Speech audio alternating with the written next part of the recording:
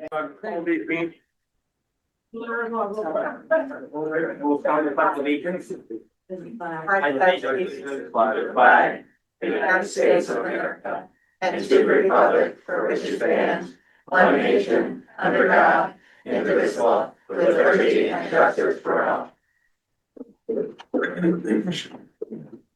Quick roll call, Gary. I think we're all here. Mark, were you right back? And I think Sue is out. Sue's out. Yes.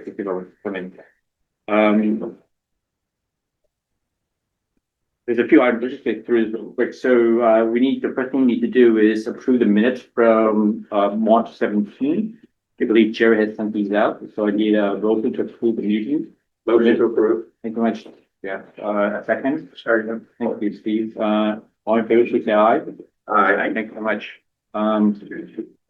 Okay. The next item on the agenda is actually a public comment, and we have full house. Welcome all, everyone. I think I recognize most of you. Can anybody online? Yes. And we have people online. Okay, so just a brief introduction then. My name is George Chang. I'm the chair of the Board of Finance. I'll let people introduce themselves in terms of members of the Board of Finance. No, I'm sorry, I'll start right at the end. All the people who are here, please start. I'm Barbara Lavariola. I'm the town treasurer. Megan Brady, Board of Finance. George Chang, I would introduce myself. Hi, I'm Mark Hand. I'm a member of the Board of Finance. Eric DeSalle, Board of Finance. Steve Johnson, Board of Finance. Jeff Cocken, Vice Chair, Board of Finance. Carl Fortuna for Selectmen. Scott Peterwood, Board of Selectmen. Gary Lewis, recording secretary. Online, the lady on the left is, please. Leanne Palladino, Finance Director. Okay. Please, it's your time. I'll go first if it's okay, so I can then take her home and get her. Absolutely. Online. I just have more of a question. My name is Stacey Barrett. I was wondering if there's a rule or a law that necessitates a budget going down if it's rejected, or if historically that occurs when a budget is rejected without a clearly defined rationale as to why it was rejected. Because there's been, talk about if the budget doesn't pass, then inevitably it will go down. But I'm just curious about that. So I understand that in the absence of understanding. Could you stand up? I'm not hearing all you're saying. Sorry. Okay, so I was wondering if there's a rule that necessitates, or a law that says the budget will go down if it doesn't pass, because there's been talk about how if this budget does not pass, of course, then there would be less money. So I was just wondering about that. In the absence of understanding, I could see why a reduction in funding might be a position of default, but I don't understand why a budget would be reduced if the message being clearly articulated is that we want greater supports, we don't want less. I'm all for teachers, more money and more teachers, more money and more teachers, more supports, please, for our kids. So I don't see why it would necessarily go down when we're just looking for it to be reallocated. Yeah, I mean, I'll please have to take that. So there's nothing in the town charter requires that we have a budget vote by a certain point. If we have two questions on the ballot, we have the town budget, yes or no, Board of Ed budget, yes or no.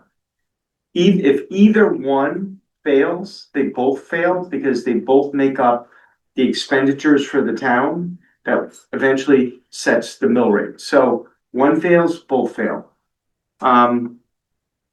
There is nothing that necessitates that the amount of funding for either the general government or the Board of Ed be reduced as a result of a budget failure.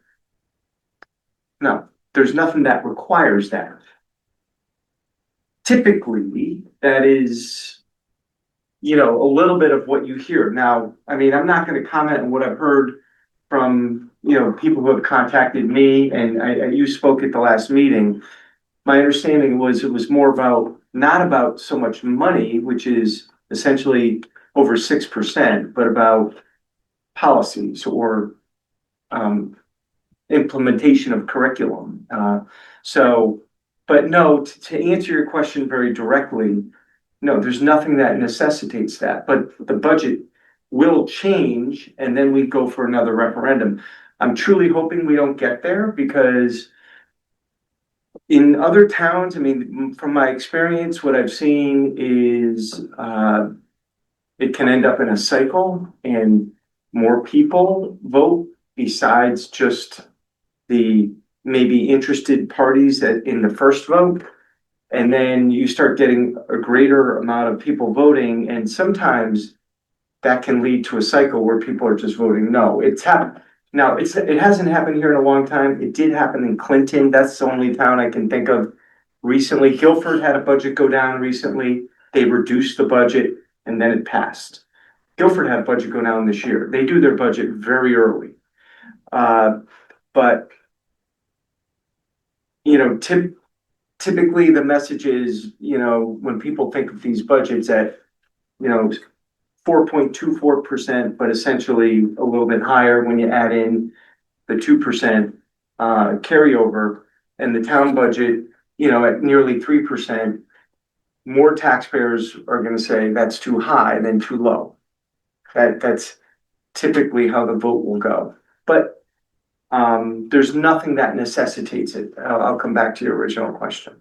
Does that answer your question? Did I answer it? So let me just, for this board's edification also, the turnaround has to be very quick because once a budget fails, so we're in mid-May at that point, should it happen? I hope it doesn't happen. The soonest we could get back to referendum is probably the end of May. You're running into Memorial Day, maybe even the beginning of June. We get our tax bills out typically on June 5th. That won't happen. And there's a company that mails out all the tax bills, and they have about 120 other towns to do. So you get in line essentially when you do that. You know, if the tax bills were to go out too late, this happened years ago when the town had a revaluation in 2008. There were so many appeals that for some reason the town wasn't able to do the budget appropriately. As a result, we had to borrow money that cost the town about $50,000, as I recall back then, so that government could fund operations once you get into the new year of July 1. So we start running up against a very tight deadline, and I will consult with the finance director, you know, should that happen. And again, I'm truly hoping it doesn't happen, but should it happen, we have to figure out the timing for the next referendum because meetings need to happen. This board needs to vote on another budget. It needs to be advertised, and another referendum needs to be set.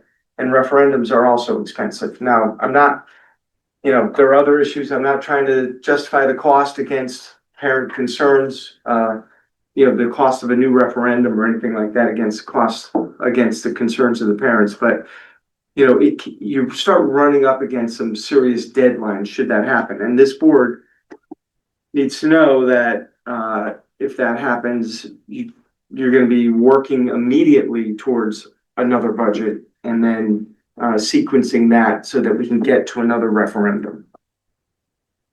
Did I think so. It'd be up to the board, just to clarify, if it did, you know, not pass, then it would go back to the board and everyone on the board would then decide, you know, if correct number passed. Board of Finance. The Board of Finance. So it would be up to the board to decide that. Yeah.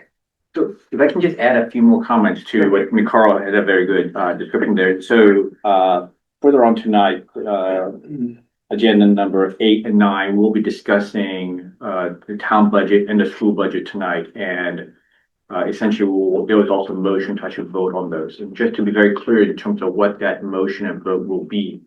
So until March 1st, the school budget and the town budget belong to the school and the town. On March 1st, it was basically submitted to us with very specific numbers in terms of what the requests are. What we'll be voting tonight are those numbers. We could potentially change, go up and down on the town budget, we could potentially also go up and down on the school budget as well. The difference is on the town budget, we could say we want to add another $50,000 to DPW for whatever reason.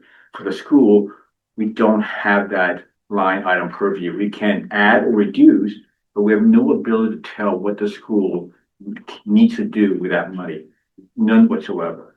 And so, and it's or any other situation. And so this board does not have the purview to actually dictate how the school spend the money once it's appropriate to them.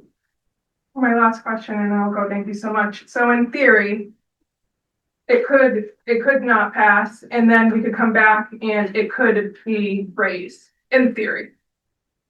We could advocate and say, we want more money for the school budget, in theory, and a bigger number could be put to the table. It could, Okay, and there'll be a discussion here as well. right, okay. Thank you so much, I really appreciate it. Thank you. Thank you.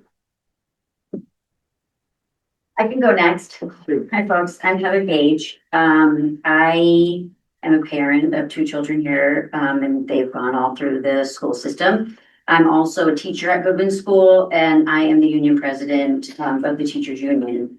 I have many of my members with me tonight as well as online. We're here because I've been at Goodwin, I've been teaching here for over 20 years, and I've always felt really supported by the Board of Finance, the Board of Education, and the citizens of Old Saybrook. But recently there has been a lot of public concern regarding the strategic plan. There's been some concern around the ARC reading framework and reading scores.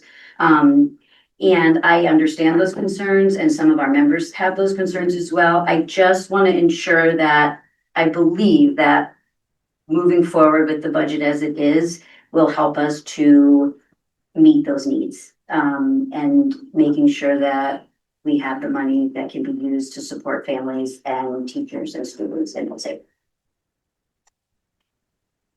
Thank you. Anyone else here? We can't speak, we don't look They all just came for quick.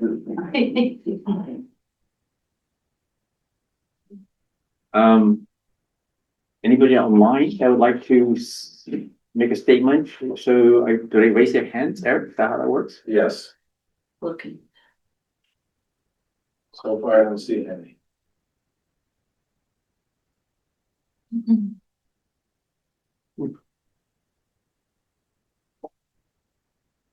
Right, very good.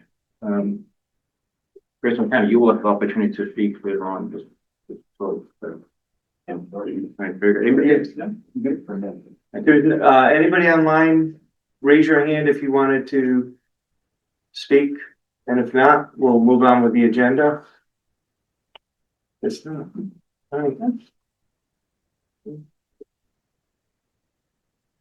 All right, so there will be another quick comment at the end. I'm sorry, I could go through this. If there's other stuff that you want to add, again, at the end, there will be another opportunity. Next item on the agenda is the treasury report. Okay. Thank you. Never had such a large crowd before. It's fabulous. Okay, so we'll start with our treasurer's report, the executive summary. As of March 31. Fiscal year to date, the town has received revenue of $53,898,283, or 102% of our budget of $52,843,405 budgeted for fiscal year 26. When comparing our performance to last fiscal year, we are 1% behind this time last year. The mini golf has not changed. Our little section there on mini golf, we are still the same. So nothing's been changed on that. Any questions there? I have a quick question. Yes. If you look back 5 years, are we typically at 100, 203%? Or is that we just had 2 really good years? No, I don't think we really are typically at 102%. We're usually at like 99%. So actually, we are typically over 100% because we budget to collect 99% Right. of taxes. The good news is the town pays more than 99% of the taxes, so we're collecting 102% of 99%. So if that makes sense. Yeah. So we are typically we are typically in that neighborhood. At this time of year, at the Yeah. 9 months. Well, I mean, 9 months into the year, I mean, over the last 5 years, yes, I'd say, or close to it.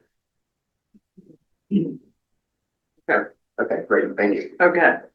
Then we'll move to our authorized investment section. So at the end of March, the town had 47.7 million in its bank accounts. So in the last month, the stiff rate, it declined slightly to 3.72, and today it's still at 3.72. And Webster, as you know, gives us the stiff rate in arrears, and their rate last month was 3.8 up. Any questions there? Okay. So we'll move down to the pension plan. We received our report from Morgan Stanley, the town's investment manager for the pension plan. So the pension plan is up 3.12% fiscal year to date versus its benchmark of 6.62. Over the 3-year horizon, the town plan has returned 8.70 versus its benchmark of 11.96%. And the fire department plan is up 3.07% fiscal year to date and has returned 8.44% over the 3-year horizon versus its benchmark of 11.96%. One other Yes. comment on the 102%. So remember, it's the end of March, so we're through 3/4 of the year, so most people have paid their taxes. In addition to that, our local revenues have in the town clerk's office and in the building department have been strong for 5 years. Obviously, real estate's been very good. Building has been solid. So our local revenues have definitely exceeded also, but in the course of those last 5 years, we've also reduced the amount of money we are getting from local revenues because we're diverting some of the money from mini golf into a sinking fund for park and rec. So that revenue actually has come down a little bit as a result of the mini golf revenues going into that fund. So as long as we budget 99%, which is the highest, there's no other town that budgets more than 99%. There's about 25 towns that do budget 99%, and then it goes down from there.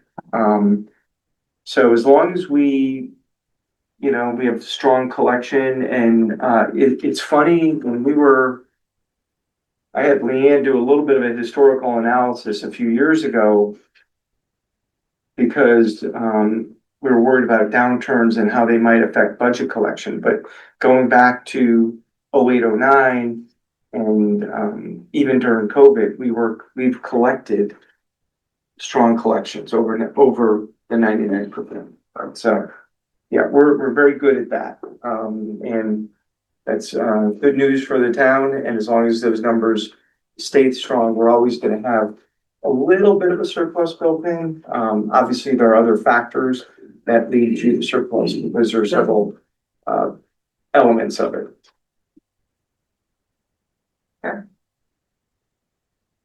Okay, so as of March 31, we had total cash balances of 47.7 million, total pension balances of 31.5 million, for total assets under management of 79.2 million. So we'll move to page 2 of your treasurer's report. It shows the revenues broken out in a little more detail. So tax revenues were $581,008, or 101.2% of the amount budgeted for fiscal year 26. And then in terms of local revenues, the town collected $55,963 locally, or $683,688 in local revenues. We received, in the state portion, we received $46,717 from the state shared revenues account, We received the same amount last year, so I think we assume that we will not receive any more this year. What do you think, Carl? Probably not at this point. I mean, sometimes you never know. I to be know. honest with you. Sometimes it just drops in. So, this year, there are several bills up there that they're talking about additional monies coming to the town. If you looked at the ECS, we would get $5,000 more in ECS. But there was another bill that I testified on, actually did a press conference up at the Capitol with the, Restaurant Association. Several years ago, they added 1% Right. to all our restaurant bills, so it went from, I think, 6.35 to 7.35. Some of that money was supposed to come back to the towns Supposed to and go to tourism. And it didn't, and so it's now in the general fund, and the amount of, due to inflation and the amount of food prices, that number has ballooned from like, like 40 million to 100 million that's going into the general fund revenue. And there is a bill, Senate Bill 2, which means it's a priority of the Democrats this year to get this across the finish line. That bill, 50% of it would go to tourism. The other 50% would go to the towns from which that 1% is generated.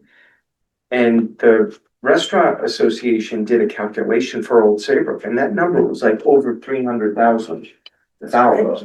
Significant money. So we'll see. There's so many bills this year. The education cost sharing bill is one that they're trying to increase.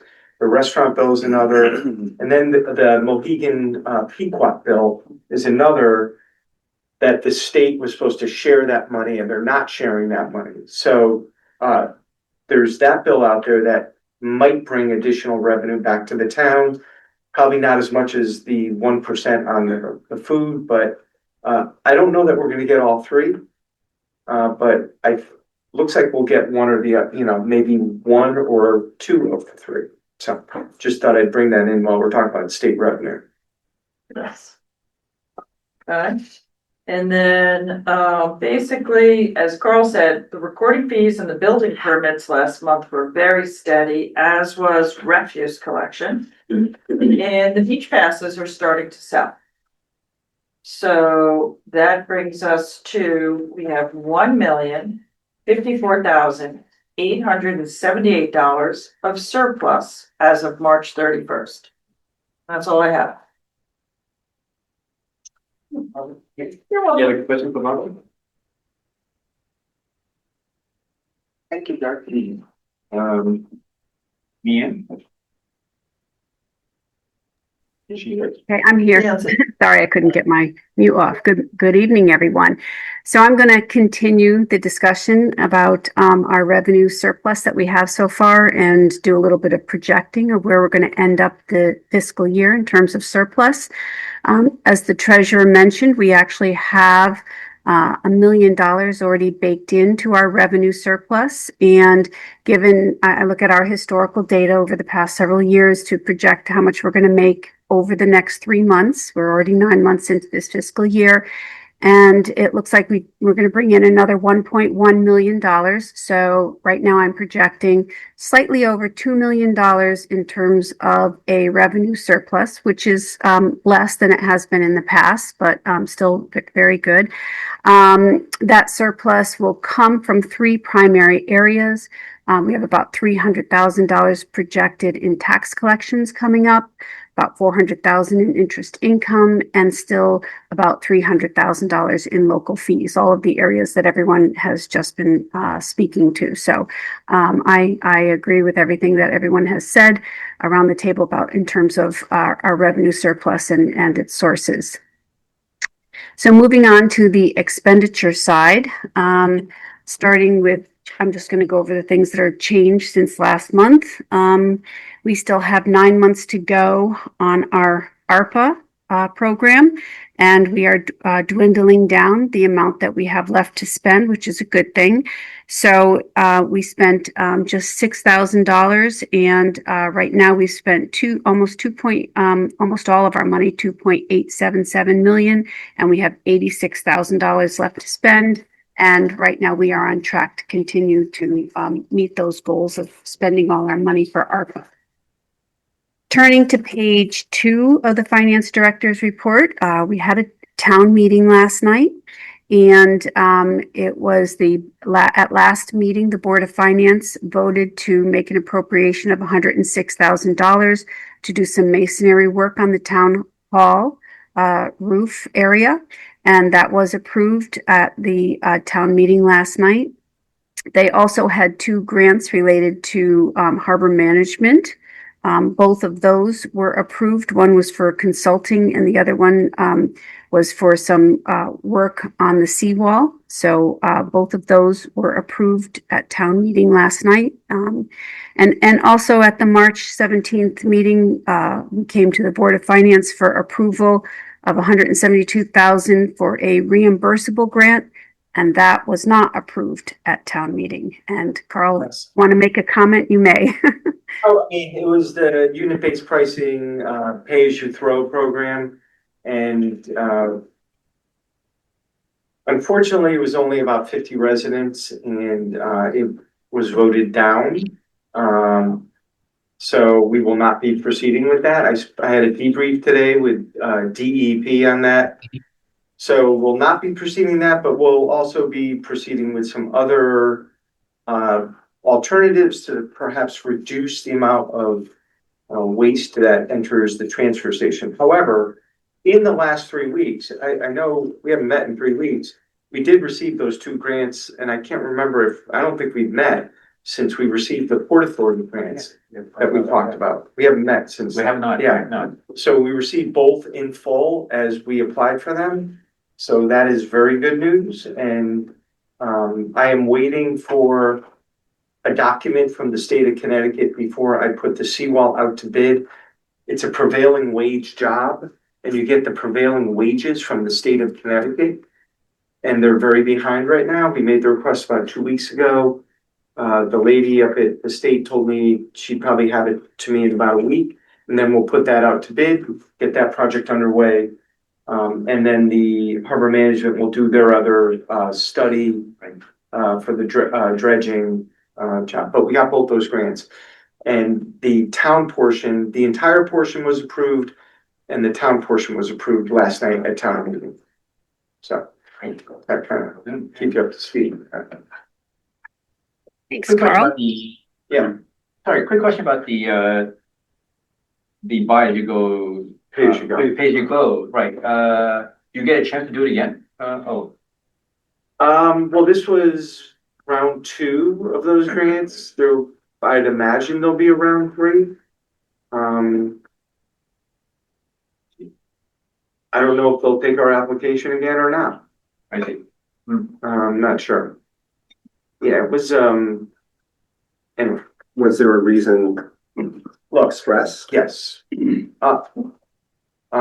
So it is a very difficult program to convince the public it's necessary, that you need to pay 50 cents to $2 per garbage bag. And there were several people there who, I have a family of 6. This is going to cost me a fortune. There's a little bit of that. There's a little bit of, you do this, you're going to have trash all over both the road. A little bit of that. I had a representative there from the company that is the primary consultant for DEP for the state. I didn't think he did a very good job, to be honest with you. I know it's a public meeting, I know it's being recorded, but I thought the presentation could have been crisper and a little bit more detailed. They asked me today up at DEP, what's a lesson learned from the meeting last night? And I said, I think it would have been helpful if they said, we just did this program in Canton, Connecticut. Very similar town to Old Saybrook. 11,000 people, similar demographic. This is what we did. This is how it changed people and behaviors and tonnage. Instead, it was just like, don't worry about it. It's just an educational grant to start, and then it's implementation. And and I was very clear. I read the contract that was in front of me that we would have signed with the consultant, and very clearly it says, if after phase one, which was just the education part of it, we could get out. And I was very clear to people, this is, you know, the transfer station is a free, we all pay for it, it's in our taxes. So it's not free because garbage costs a lot of money to get rid of. But in our town code, we don't charge people to get into the transfer station other than what they pay in their taxes. So therefore, if we were to say to folks, you can't come in here without a green bag, I would have to change the town ordinance. And I made that clear last night, that this is not your only bite at the apple. Even if we move forward, we will have to change the town ordinance.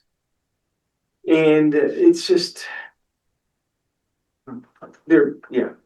So, and it was very close. It had a bad feel to it. I'll just say that. I'm a little disappointed the way it went, but that's where it is right now. Maybe in round 3, we would do some different background, different preparation for it.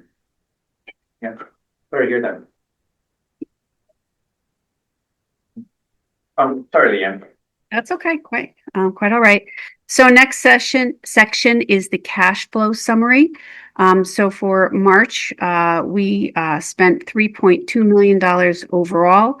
The general fund was down $2.9 million. We had $3.3 million in expenses and just under $600,000 in revenue.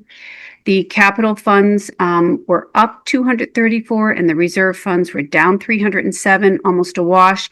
And that had to do with the seawall that was just approved at town meeting. We did the swap, took some money out of capital non-recurring and put it into the, out of the reserves and put it into that capital account to get it ready to spend once we begin work on the seawall. And again, the non-major funds are down 230,000, and that would be because of paying our pension fund payroll as well as funding youth and family services. So everything was quite normal. The chairman asked me to do a report at some point in the near future on all of our outstanding off-budget accounts, which I do plan to do at an upcoming meeting. And we can dig into these, all of these categories that make up all of the off-budget accounts that make up these 4 categories. Next section is capital outlays. These are the amounts that were listed for capital in our budget. Actually, there was not a lot of activity over the past month. And if you turn to page 4, where we list all of our individual programs, they're actually, with the exception of the town rebrand, they're all completed. And we did not spend all of the money that we had allocated in the budget. So that will, at the end of the fiscal year, become part of the surplus too. It's about $20,000 that we did not spend. So the department heads did a good job on purchasing the items that they had requested in terms of capital. Our budget, our capital expenditures that are on budget in all of the department budgets, we've spent $569,000 of our $585,000. So again, they've used up all of those funds. So that's it in terms of the written report. I just wanted to make a few comments on the line items for the expenditures. We're getting to that point of the year when I can tell when something might go over. And so there's 3 accounts that are going to go over at this point. One is the registrar's budget for 149. That's over about $1,200 so far. The poll worker expense line is over $10,000. That's because of the extra referendum and some of the work that they've had to do that was unexpected on those line items. The snow and ice, which is an individual line item of the Department of Public Works budget, is over $23,000, obviously, because of all of the snow that we've had. And I did touch upon this last time. And also the Kate. So far, I think that's going to be over somewhere $8,000 to $10,000. Electricity is going to come in higher than expected, as well as they had to replace defective carrier or carrier for the vault. And so. Yeah, they had like a $10,000 expense. That's part of this building infrastructure. That is a town obligation. And in a situation like that, could we take it from contingency? Sure. But we're probably gonna be in the black this year, so as long as we don't run it over 25,000, doesn't need to go to a town meeting. We put it through this. Exactly. And there's none of these line items that I've mentioned or any of the other line items that I'm aware of at this point in the cycle that are going to go over or require Board of Finance approvals or action items. So far we're in good shape in terms of our expenditures. Everything else looks where as it should at this point in the cycle. And that's my report. Thank you. Make one comment. Engineering is gonna be very close.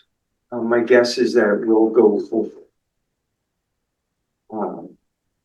There's still a lot to do on Main Street. That work is probably gonna start up in the next week or two, and we're, they still have to, dig out and mill and do new crosswalks. They have to install the one that got taken down. We did receive insurance money on that, 27,000. That's what the contractor figured everything would cost. But there's still quite a bit of work to do there, and the engineering budget will definitely be affected. So we'll keep an eye out for that as we head into next month. I had a question, Leanne, on the waste transport and disposal. Referring back to the conversation we were just having, 8403. Yes. So the budget is 341,000. We've spent roughly a little over half, just like last year at this time, 188. Does it typically in the spring it goes up before the end of the year? Is that why the budget's so much higher, or was that an anticipated increase that just didn't materialize? So it's usually because of paying their large bills, and we pay them sometimes in arrears, and so we don't have it quite caught up. Although I do think that we have in the past had a little bit of surplus there. We haven't caught up, which is the good news in terms of the expense for that particular line item. So Where are we on that? Just on the back page, Carl. Yeah, there are a few, sorry, I don't know. Second line down, 8403. we've spent year to date 188,000 of the 341,000. That is a department. So both of those line items that you see there would be added together. And sometimes, we will see that the operations cost a little bit more than the transport. But it's usually fairly close. It's very well budgeted. We haven't had any problems in that account in the past. So if there's further questions as we get to the end of the year, we'll bring in Bill to explain it maybe a little bit more. I was just curious as to whether rates didn't go up as much as we thought. Well, they're going up again next year. But the good news, even though rates have gone up, our tonnage has gone down. Good. Okay. Not a lot, but it has gone down. It's been a nice trend. And the idea is we have to really keep it in that direction, keep it going. So Thank you. Thanks, Liam. I just had a quick question. It was the registrar of voters, you said, that was going up because of the referendum. So is that, there was a lot of firepower there, on election day. So was that 10,000 over, like factoring that in, or is there still more expenses to come? There could be more expenses to come. I think that there will be. But yes, that could be a portion of it, depending on when the payroll was cut and because it's, it was close to the end of the month. It was the end of the month. And so it's probably going to have more in April. yeah, I would guess, you're right, Megan. I would say that will probably head over also. We didn't expect it, right? Yeah. Have all the snow and ice removal Yes. bills been paid? Yes. So it's not just the plowing, it's the snow removal that we did on Main Street a couple times. couple of those invoices, you know, they're significant. They're 8,000 on one, you know. Another one, the previous store was 10,000, so those end up being very significant, but you gotta get the mountains off Main Street. And you have to. One other, Yes. as we look, the last item, Board of Education budget, I know we're talking about the 2% that would get carried over. As I look, this is the expenditures through March. So it means we have 3 more months to go, and I don't know if there's like a seasonality or a monthly change, or if it's pretty much the same every month, but I'm wondering, does it appear that we will have that 600,000 or 2% or whatever, based on what's spent to date and what's likely to be spent over the next 3 months? I would put my trust in what the Board of Ed said. They believe that they're going to have it. Typically what I see from my perspective, looking at these numbers, is the last quarter of the year is when they do a lot of their capital purchases and things like that. So they do tend to go a little bit higher as we enter in terms of monthly expenses, as we enter the last quarter of the fiscal year. But right now we have spent 70% versus 69 last year. So everything's typical as we have seen it in the past. Good. Any other questions for Leanne? Thanks, Leanne. Thank you very much. Okay, so for the next 2 items, they're going to be discussion on the budget request. The first one, number 8, is for the town, and number 9 is for the school.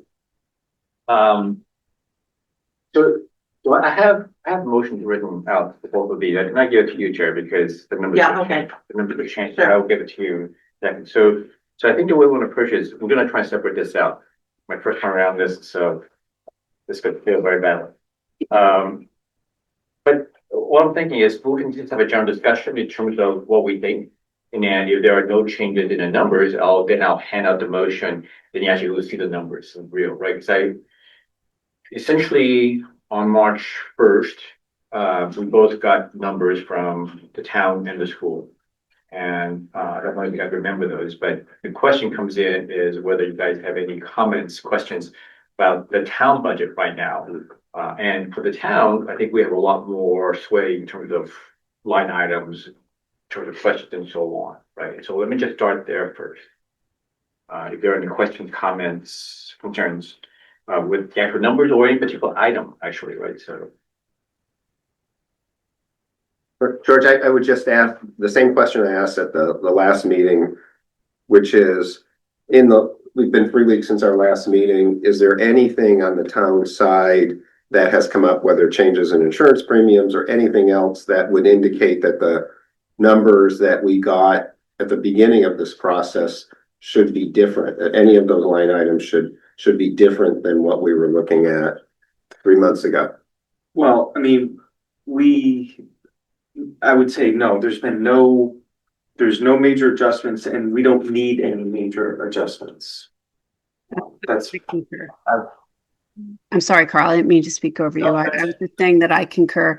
The last number that we got in was for our health insurance, and that came in as we projected it was going to be. So we're good on, there's no other numbers that I know of that are different. Jeff, I think in the past you have talked about, and I'll bring that up now because I think it's germane. In the past, you've talked about bringing more interest. I'll use the word twice. There is interest in the interest income component, and I think that's what Leanne was mentioning, that at some point we'll have a workshop, a discussion on the named funds, because I think in some ways the interest income comes from the named funds, and so I think it's wrapped up into that conversation. I think so. If not, then I'm mistaken, but I think that's what I'm. Well, everybody correct me if I'm wrong, but I was thinking the amount that we get in interest income feeds into how we set the mill rate. That's correct. It doesn't feed at all into what the budget number is, which is what we're discussing tonight. So I do have questions about that, but I thought that was probably Let's do that for a future meeting. Yep. And so, and I think maybe Leanne could just note that. And so when you talk about whatever it was mentioned after this discussion, we can add that to, something that you can perhaps talk to the board about. Sure. Yeah, so the most important part is to get the expenditure numbers set in stone or from the Board of Finance's perspective anyway. And then we move to fine tuning the income that would pay for the budget. Okay.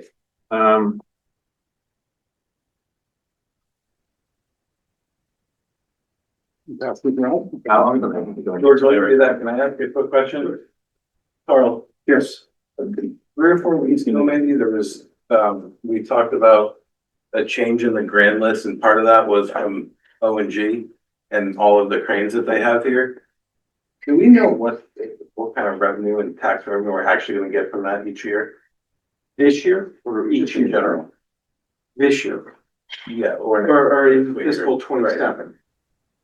Leanne, what was the number Bridget gave us on that? I think it was 50,000. But when we go over the so after the budget is set and we go over the mill rate calculation, we will be able to see how personal property increased. And that's where we did see a significant increase in the grand list this year.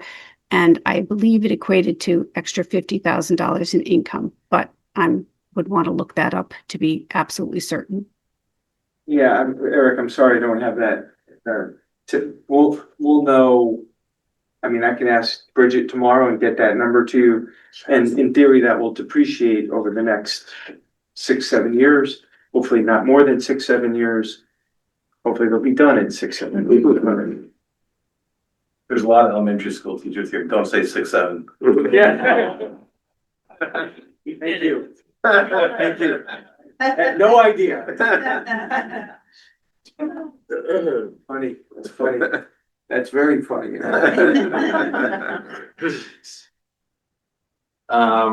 Jerry, I'll give it to you electronically as well later on, so. I already have the same thing that you have. No, yours is gonna be different than these. It's not different than that one. That one is, and the next one is. Oh, okay. All right, so, so the motion in front of you, these are, the numbers which were submitted to us on March 1st. The total amount of 22.6 million, representing a 2.68% increase. And then Leanne break it down in terms of the general 2.86. 2.86. You said 6.8. Sorry, my bad. 2.86% increase. General government is 20 million. The debt service, over that 22 million is 2.6 million, and so on. So these are the numbers. And so again, we're not there yet. So if there are any questions, these are the numbers we're talking about. Because at some point, I will ask for a motion to approve these numbers. Just a question on the debt service. That's consistent with the debt service reserve presentation that you provided to us, a month and a half ago, Leanne? Yes, that assumes that we're going to go to market for $8 million, and it could be more. And so we've built in an amount that assumes that it might be a little bit more. And the budget also includes a $100,000 addition to the debt service reserve. So I think that we have, a thoughtful debt service strategy for that segment of the budget. And is there an assumption about when in the year you're going to go to market? Go ahead, Carl. Fall. But yeah, we don't want to get close to election season, obviously. In a perfect world, September. I mean, I think it's a good point that you brought this up, Jeff, because I think when Leanne had presented the debt service, we had talked about these amounts, and in previous years, the debt service amount had been less than the previous year, and so it actually helped the overall decrease. This particularly going forward with this, it's not going to help anymore. And so Yeah, in the middle, decreases aren't going to help. Yeah. I don't know why a phone is ringing early on. Well, that's. Sorry. Spam. Okay, would someone like to read the motion? Yeah, sure. make a motion to approve the annual budget for the town of Old Saybrook general government for the fiscal year July 1, 2026 through June 30th, 2027, as recommended by the Board of Finance in the amount of $22,623,966, which represents a 2.86% increase over fiscal year 26 as follows. General government budget is $20 million, $20,006,160. Debt service is $2,617,806. And to move this budget to annual town budget meeting, which will adjourn to referendum. Second. Thank you, Jeff. All in favor, please say aye. Aye. And the annual town budget meeting is May 4th, which, the referendum will be May 12th. I believe I have those dates right. Yes, you do. Thank you. Yes, I'll pass it. Thank you very much. And thank you all for, at least from the general government side, for all the work that we've been doing since December. That's when we started, having folks in here talking about the budget. So thanks for all your questions and hard work. Right, so the next one is the Board of Education budget. We've almost do the same thing. I have a motion here as well. This one is considerably longer. But I'll just open up a general discussion in terms of what questions people had. The last time we met, there were a lot of questions for the Board of Ed. I collated those questions. I forwarded them to Pam and Chris. They replied back, and I think I forwarded all the replies back to you all. So there are additional questions, comments, questions on their responses that being put to their time. I would just maybe ask, since we have the representative from the school system here, we could go through for the group what the changes were from the budget that we heard in February, and what changes were made subsequent to that, and how they're doing in terms of tracking to that 2% carryover. Okay, and so just to basically the rest of the audience wouldn't quite understand what's going on. So February 3rd, when Pam and Chris came to us, they presented a budget that was somewhere around 7.5%, something in that neighborhood. At that point, the proposal was going to be asking for round numbers, asking for about a 5.5% in appropriation and 2% coming from the reserve fund is going to be identified from surplus from 2026. And then on March 1st, the Board of Ed submitted an updated budget. And this is essentially what Jeff is asking about. At that point, that updated budget is, again, I don't have the limit right in my head, but it's somewhere around 4.24% increase in terms of new appropriation and 2% from reserve funds, a total of around 6.24, something around that. And so I think what Jeff is asking how that works. And I think there was a letter that came with the March 1st submission. And the question is whether you want to add to that or embellish on that. I'm going through all the papers. Right, I rely on him to bring all the numbers. But to answer, I'll go in reverse, the tracking for the 2%. So we were able to if you remember historically, last year, I believe we had about a $550,000 surplus at the end of the year. I think the year prior to that was a bit higher. We were, as you know, we kind of talked at nauseam throughout this process about where we stood with health insurance for this particular year. Unfortunately, we pay claims as they come in. Our health insurance rates are relatively high. I think that's an understatement. But we were in a position at the end of the conclusion of last year to hopefully be solvent when it came to paying our health insurance benefits. So we intentionally withheld some of, I think as Leanne mentioned earlier, we usually pay for capital expenditures at the end of the year. Eventually held that in the event we had to make up some insurance money at the end of this year. We're still being told that this year we will be solvent as a consortium. Unfortunately, our overall increase hasn't gone down past that 18% increase for our premium for next year. We are hopeful that will come down. We won't know that until we take a vote as a consortium at the end of April. So as of right now, we just had our February claims meeting last month. Unfortunately, the actual claims are still at the same level that we have been seeing this year. They haven't decreased. We're hopeful at the end of the year. Because when we get higher on board and with insurance, but when you get higher claims, we have stop loss insurance. So a lot of those claims are getting up to that $150,000 stop loss. So we're hoping those claims will drop down and sort of level off. But we are confident at this point. I believe we shared the financial update that we shared with the Board of Ed of securing the 2% for next year. So we're comfortable with that. I know the question came, will we have anything more than that? Till we have a better handle on some of these other expenses, it's still a little bit early, but as we have traditionally, if there's any remaining surplus, we'll certainly come back to the Board of Finance and share with you our ideas if there's anything there as far as what we typically would ask the Board of Finance to approve going forward. But I think it's giving me the look like I missed it. Yeah, no. As far as the initial request and the reduction, there was some reductions that the Board of Education made. If you recall, when Pam and I first came in February, we start really early. Pam and I actually started this budget process as early as July this year because of the insurance situation we found ourselves in.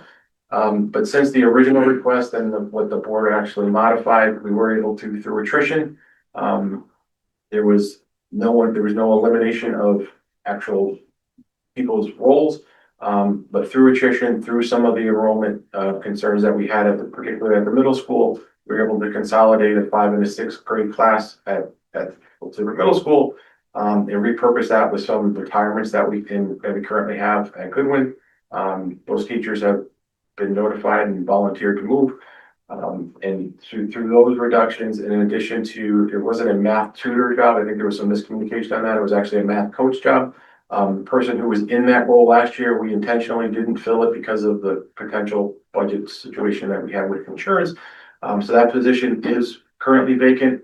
That person who was in that role last school year is now our assistant principal at Goodwin. So essentially we didn't replace that role.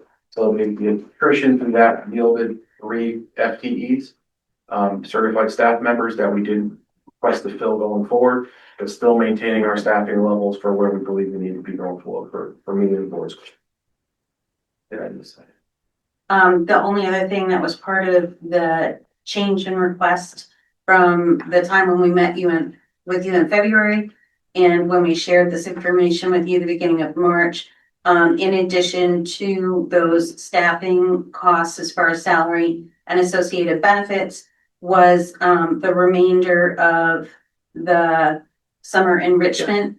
We had a very small portion set aside if there were to be some sort of smaller programming that was going to be looked at, but with having to look at fine tune our number for the Board of Finance. At that point, that came out as well as the salaries and benefits associated with in essence, what would be 3 open positions. So without any existing staff losing their positions and with being able to adjust class sizes to a level that would still be very reasonable, and be able to provide rigorous academic experiences for our students. That's those changes from the original that you saw in February to March. And I believe you do have a memo from Chairman Broder with that outlined as well. But I know there's a lot of paper involved. Yeah. Just to reiterate on that, I apologize that I missed out on the enrichment piece. The bid for the asbestos project has gone out. So we do have an asbestos abatement project that's included in your information, and it's $135,000 in the capital budget of the board's request is to complete the asbestos abatement at Goodwin over the summer. And during the time when I think we originally met to when we actually submitted the budget, we were waiting for confirmation as to whether anyone could be in the building when that project was going on. The reality is anyone under 18 years of age can't be in the building. And as you also know, that's the only building that's primarily air conditioned. So relocating those programs to another building. We do have summer programming that we're mandated to offer for credit recovery and for our special education students. So obviously those programs will be a priority in the other two remaining buildings that are functional over the summer that do have some air conditioning spots. And unfortunately, between the construction of the pavement project, the financing, there was an additional $50,000 reduction the board was able to make to the final request that came to you in March because we were still awaiting some final confirmation on this project. I think that covered. I could.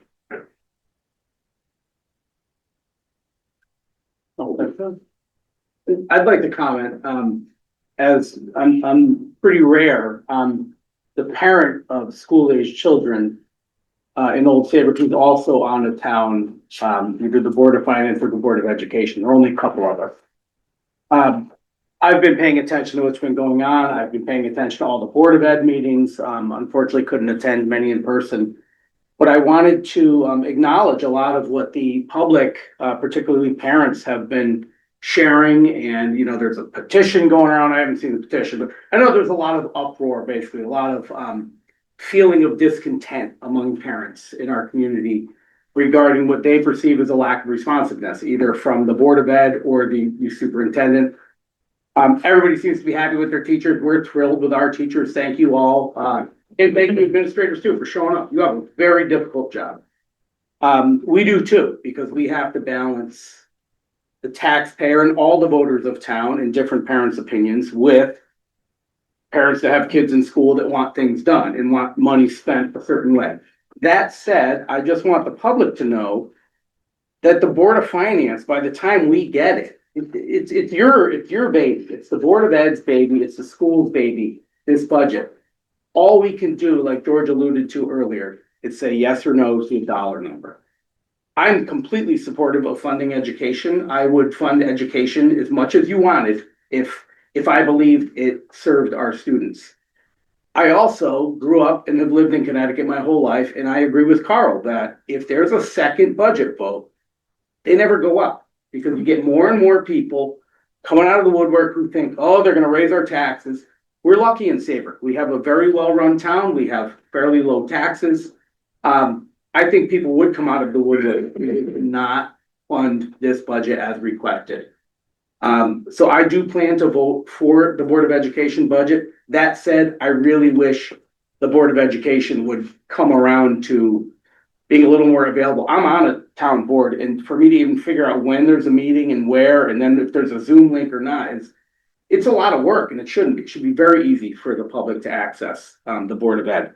And frankly, as an elected official myself, I think responsiveness is one of the easiest things we can do when a constituent reaches out, and the Board of Ed hasn't done that.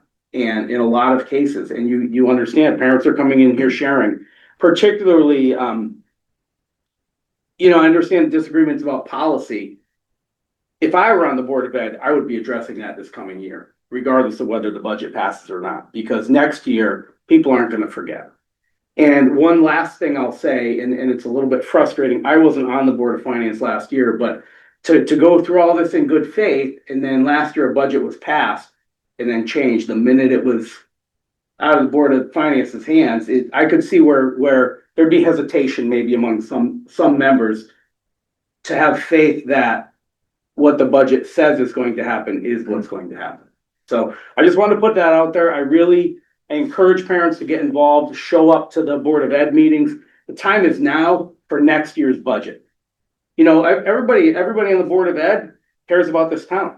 They want to hear from parents. The administrators want to hear from parents. You want to do what's best for our kids. You need our support to do it, but we also need your responsiveness. So thank you in advance for that this coming year. And thank you to all the parents especially, but all citizens who participate in our government, because this is, we're one of the few places where we have this level of involvement in making our day-to-day decisions and how our communities are run. So I will be voting for the budget. I would encourage others to vote for the budget. I would encourage the Board of Ed to make sure that the budget reflects what the community wants for their kids. Thank you. Can I dovetail on a little bit of what Mark said? First of all, Very well said, thank you. It is also rare for me to be involved as much as I am with parent groups and the folks that are reaching out to you. A lot of them are reaching out to me, and the superintendent knows that, as does the chairman of the Board of Ed. And I want to echo a lot of what Mark said, that and what I'm getting from parents, and I certainly am not here to cast aspersions, but what I'm getting is they don't feel heard. They do not feel responsiveness, whether that's happened or not. They don't feel it. And that is what Mark said, and that is what I am getting repeatedly on a day-to-day basis. And so I would also encourage,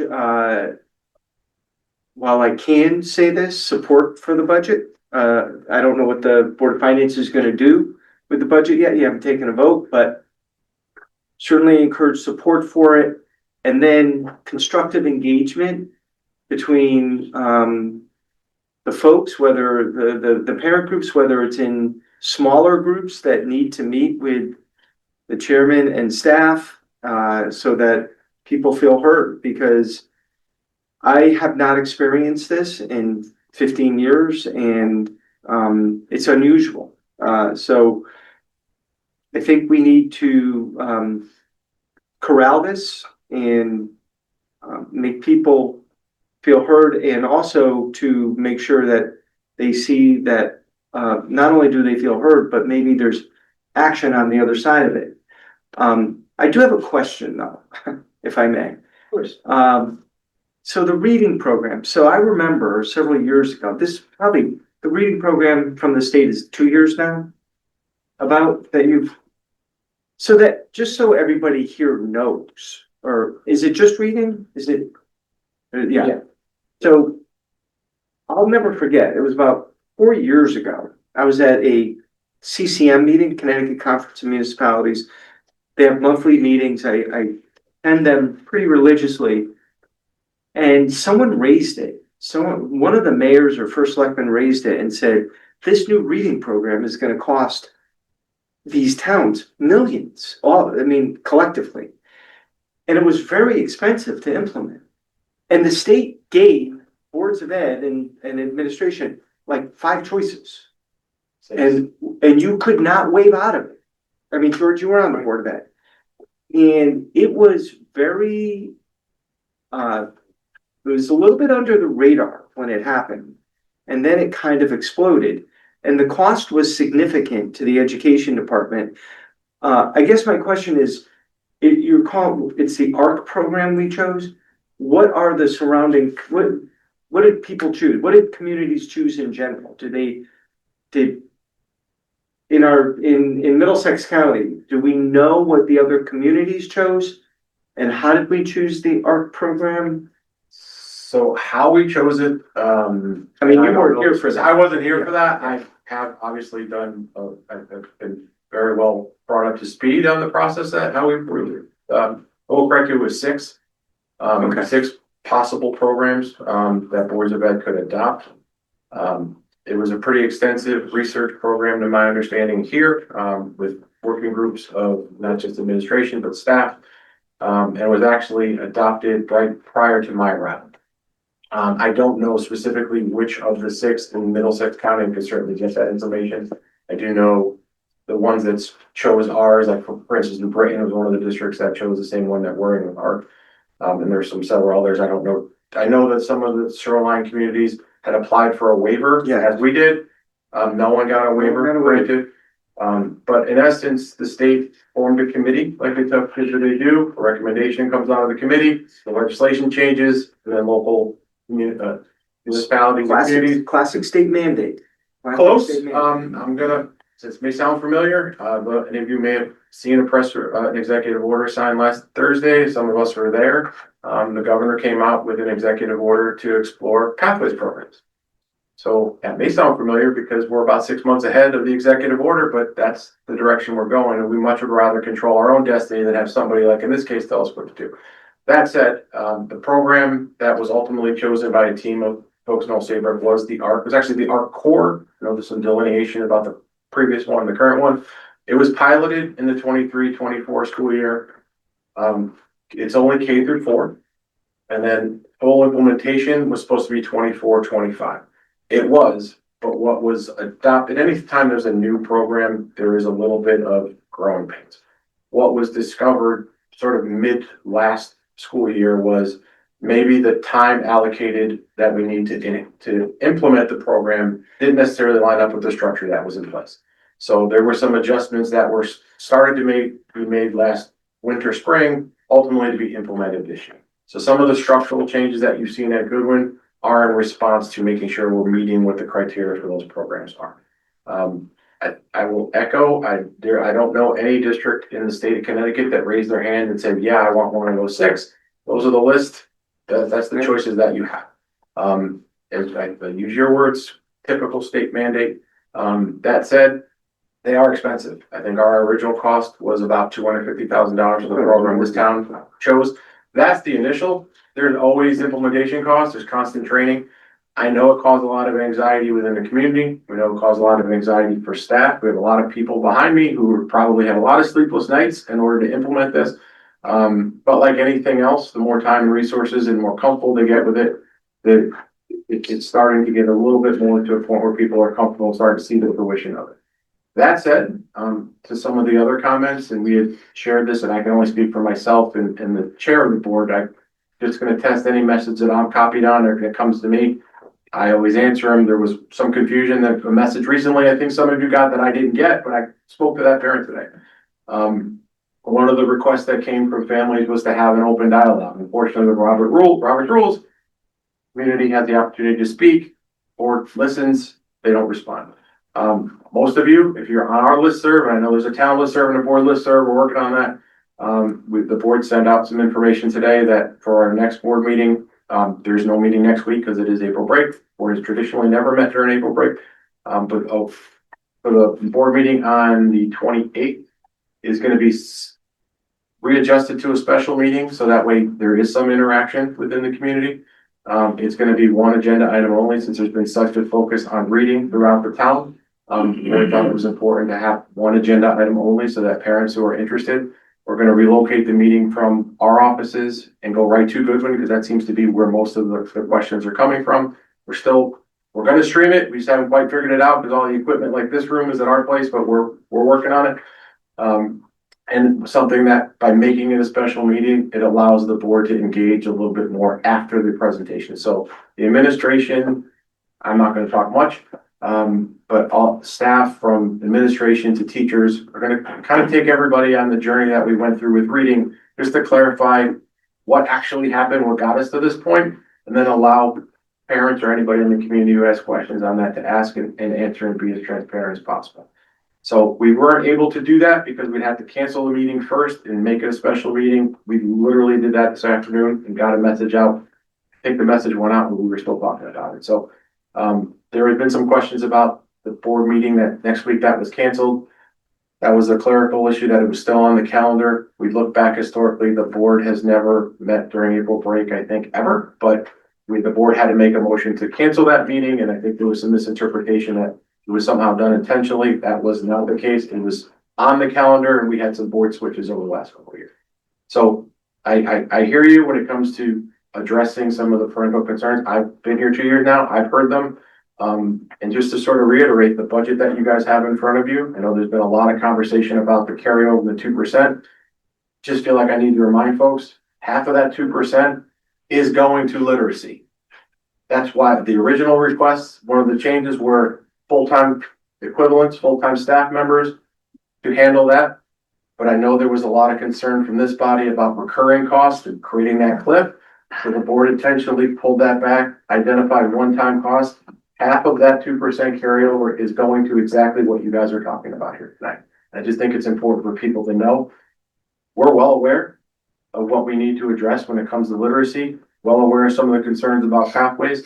One of the things about pathways that makes our process a little bit different than you're seeing in other communities, and I think I shared with you some of the communities that have it, one of the questions you said.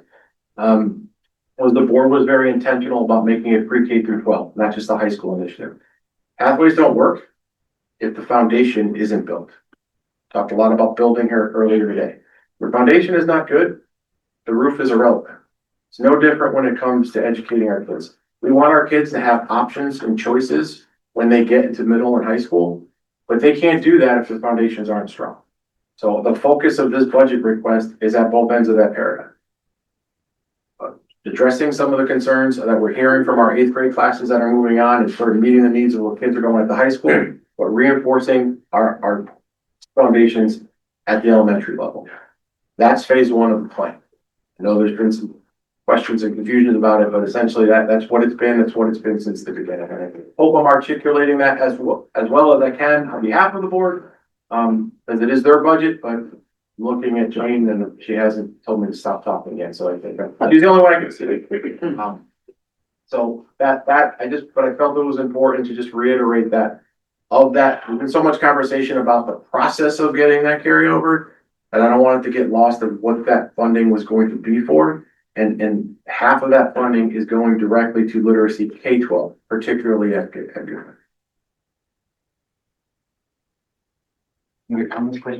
Yeah, I just have one and things just to piggyback on Mark and Carl, and I appreciate that clarification. And this is my 3rd year on the Board of Finance, and yes, I'm same with everyone else. I've never received so many emails and phone calls, and I think it's great. I was a very involved parent myself. I know most people in the room. Thank you all. But one of the questions we received was specifically asked about that math tutor, math coach. You were talking about at Goodwin and the concerns about that because of math scores. Can you answer that? Usually we don't get involved at that level, but we were asked to do that. So that was actually a math coaching role. That was the only teaching role that we had in the district that didn't have direct instruction. So that was really a coaching of teachers. That was the only one we had that was 100% designated to that. Ironically, that was the person that was chosen to become the assistant principal at Goodwin when that position opened over the summer. So there was a misconception that we're going to be missing out on some interventions because that position is not there. That's not the case. That person didn't deliver any direct instruction to students. That was more of a coaching role and a coaching model that was developed over time. So I've got that question too. I think I've answered that 5 or 6 times in different messages, I think. But that doesn't, the elimination of that role, it was open through attrition. I think the goal of the board, and I can only speak for myself, we will recognize very early that the budget request was extremely high. For all the reasons that we've discussed over the last 7 months. That our priority remained the same, that we didn't want to get into a position where we had to lose anyone who wanted to stay and go into teacher layoffs. So we looked at open positions that we can get creative to maybe either fill through attrition or transfer some people over to protect the people that are intending on coming back next school year. That was always the goal. And unfortunately, we don't always control what positions open year to year. We had, at the time of this budget presentation, we had 1 retirement, 1 leave of absence, and 1 vacant position. So those are the ones that was the difference between February and March. George, just to clarify too, the 2%, this is obviously the first time that we've done this here. It's obviously a new state. It's allowed now, right? It's new. There are rules that govern that with the state, correct? It has to be one-time expenses, correct? That's a state requirement. That's not something that the Board of Ed has put into place. Is that correct? It's not required by law to be one time. I think it was the purview of the conversations we had that there was a more of a comfort level if they were one time so that you don't create that cliff down the road. I agree. But it's not requirement. It's not a requirement. If there are some, and it's not that new. It's been pretty prevalent over the last probably 7 to 8 years, I believe. More and more districts are doing. There are a lot of districts that do that. They just build it in as sort of their operating budget. Because it was new here, we proposed it to the board in a way to reduce the overall requests of the community. But through conversation and dialogue, it was important that we try to identify those as one-time things because we don't want to be in a position to have to do that year after year. So, The short answer is it's not required to be one time. I think it was preferred in the community to do that, which is why the board made that their perk. Thank you. Okay, my turn.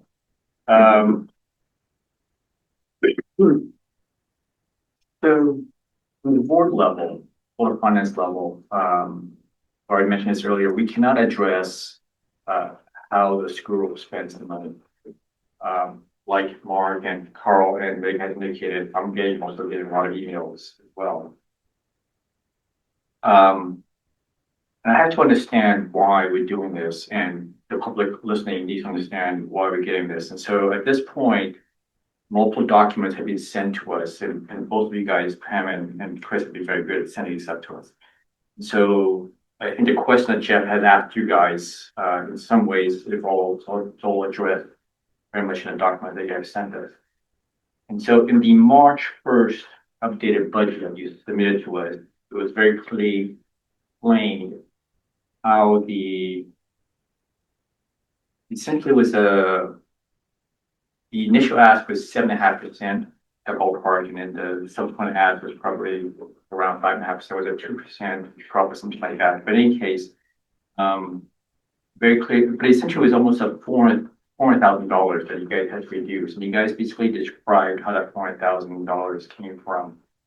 And it was basically three items. First item was the reduction of 3 staff members that you talked about, including that one district math coach, amounting to a total of $282,000. And you just described how the purpose of that and how it's not going to hurt the program, but the way it's written, I think the public reading this feels that we have control of that, or we basically forced the hand to say we are responsible for having reduced that. And I want to keep reiterating, we do not have control over how you spend the money in terms of the priority. Whether you choose not to fund that or fund something else, we don't have control of that. And so I think one of the questions that people have always in terms of what is the spend so far right now is because we need to understand how much surplus under whatever it is, because could we add money to the budget? We could. We can't tell you how to spend it. We just can add money to it. So it's true that you guys are lacking money to have a teacher. We do that, right? So we can't tell you to do that. And so that's why all the question comes up. I mean, you guys sent this this report, basically the detail. This is for March. Basically, it shows the per line item expended budget so on. The summary at the end, I won't read the whole thing, but essentially at this point, you have a $1.7 million unspent money. I don't want to call it surplus. The bottom line for your report is 1.1 million. And because the $600,000 had already been encumbered, so right now it added to 1.7. And so how the $600,000 came about, you had described previously. And so if that's the case, and even just go with line item 1, I'm not saying, and I hate doing this because teaching staff, there's so many teachers here, and probably the better example to use, but it's the first item on that list, right? The current budget for that is $14 million, expended is $10.8 million, encumbered is $3.4 million, the balance remaining is $75,000. The way you describe this, the encumbered includes the 6% already, so it's not like the 75,000 is going to be part of the 6 to 2%. And so ends up, and so the question comes in is, are you guys really short of money to basically finance a teaching coach, a math teaching coach? I don't know, right? But that's where these questions come from. And I think that one of the reasons, at least for me anyway, what is so confusing about this budget, subsequent one, what's going on, right? And I always have to stop and think about what's going on is, you're talking about surplus, what is spent right now for fiscal year 26. Whatever money it is, you have already carved out $600,000 already that you're not spending for this year, that you're saving for next year, right? And then next year you cut 400,000, but you're still spending 600,000. And so that's the confusion here of where did you cut 400,000, And how do you save 200,000? How do you spending that? And how that priority working out? At the end of the year, even after having carved out 200,000, how much more are you gonna have left? That's just all very confusing. But at the end of the day, we still don't have control over any of that number, except if we are asked not to cut your budget because of staffing problems, and we still don't have control over that. And so I think that's where some of the sort of question.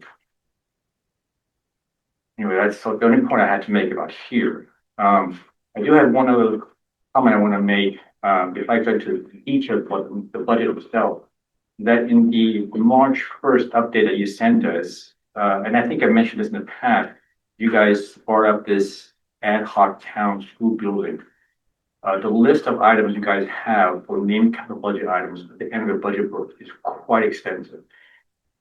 I'm not a person who can estimate, but I'll just ballpark it, looking at $10 million right there. Your turf field is probably $1 million right here, right? You have two ATs going on. It's probably over 10. And we don't have the ability to create this. I encourage you to have constant conversations with the first selectman and this board of selectmen to create this and figure out how to do this. Leah had talked about borrowing $8 million and so on. I don't believe any of that right now is earmarked for school. So these conversations need to happen. And if that needs to go in, or debt service is going to very quickly change. And so we need to have that conversation. And so that's really all I had in terms of this budget. I will hand out the motion pretty soon because I think it's pretty extensive in terms of what I'm proposing. But in terms of right now, there's no numbers. So if I hand out the motion, I have any other general questions?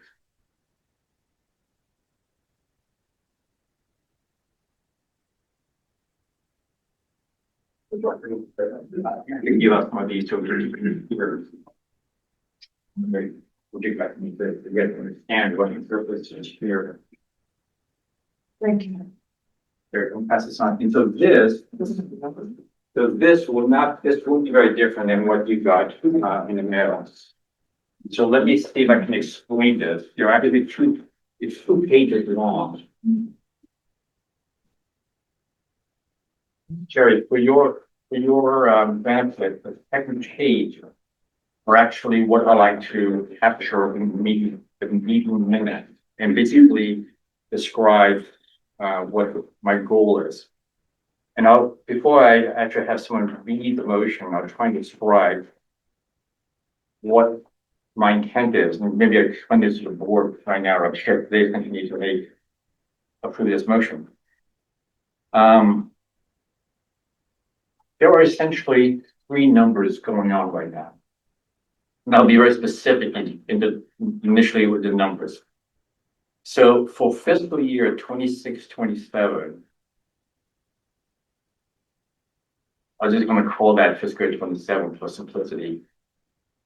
You guys have a operating spending plan of $32,772,867, which represents a 6.4% increase over this current year.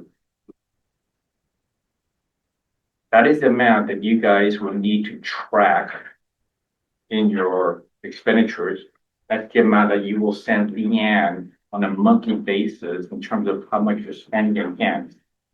And this is the percent increase that you guys will be recording as the percent increase for fiscal year 27. That's the operational plan. You guys have also mentioned that you guys are creating a 2% reserve fund, right? Like Eric said, for Connecticut Public Act 2593. And you're going to fund that with 2% from this year's surplus in the amount of $616,954. And we acknowledge that creation and use of this fund is beyond the oversight of the Board of Finance. We have no ability it's none of our business. We don't dictate how this fund is created or how it's used.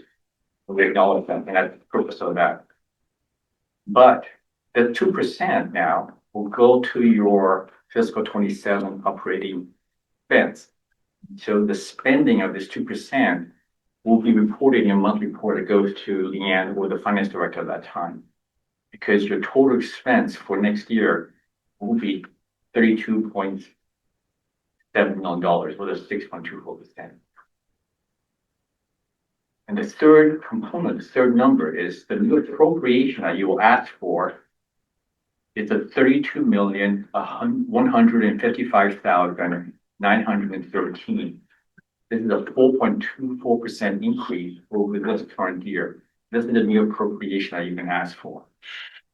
Okay, there's a lot of value, there's a lot of items that's attached to this number. One, this is the amount that the town finance department will report to the Office of Policy Management, OPM. It will be the amount they report to auditors, the amount they report to the public. This will also be the amount that goes to the town referendum vote on May 12th.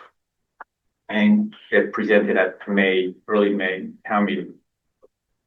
But here's the thing though, this will be the base in which you guys will calculate the fiscal year 27-28 budget changes. So whatever increase you have or change will be based on this value and not the 32.7 million. Because essentially then, if that 2% is a one-time use, there is essentially no effect.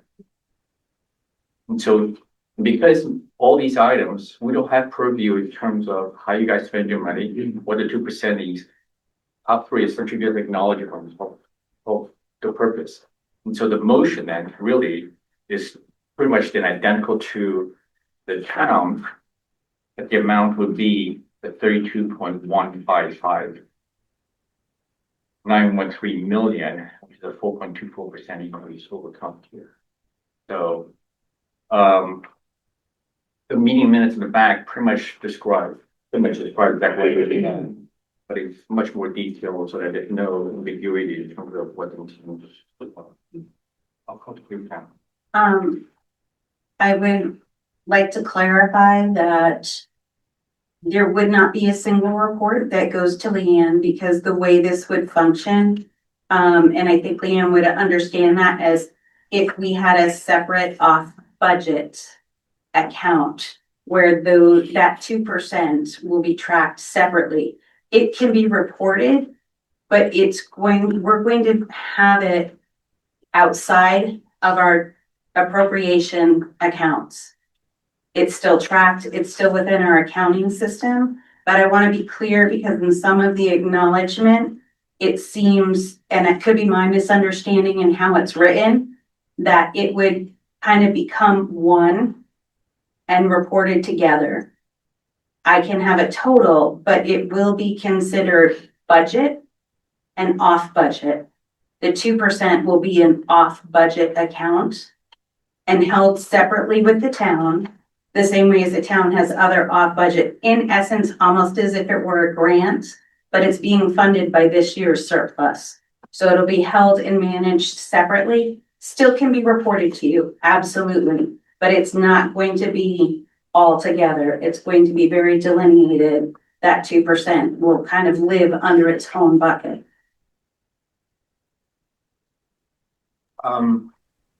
Does that make sense to you, Leanne? Yes, that's my understanding. The two numbers will add up to the 32,772,867.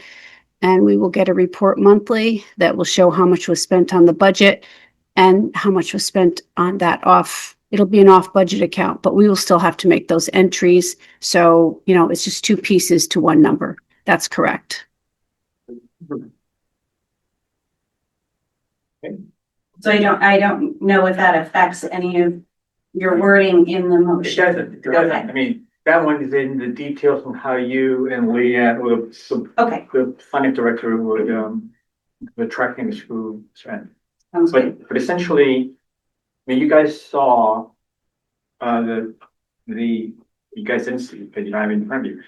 When the finance director gives her monthly report, there's a table on top that basically shows the amount appropriated to each department, or the town, the amount that be appropriate, that number in that table will be the 32.7 million. Not, Appropriated?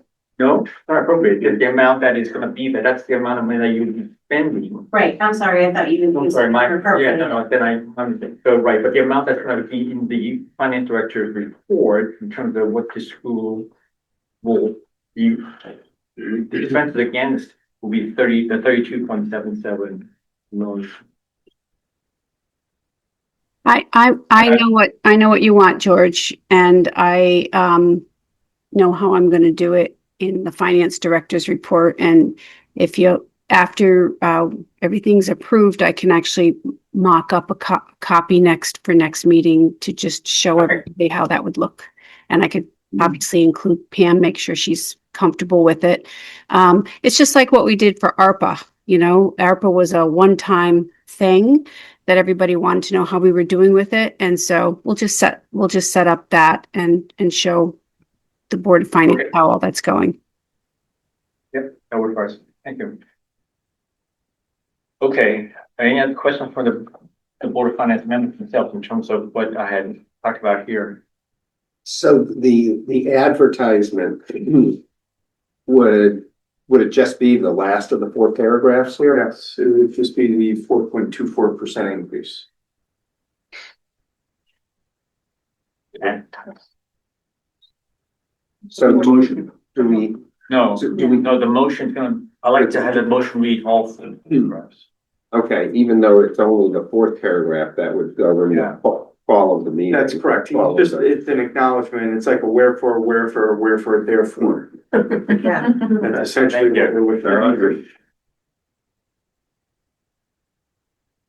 It started out this long. And I condensed it to still four very long paragraphs. May I just ask what, because this is the first time, I mean, we've seen all the motions, but I just want to make sure.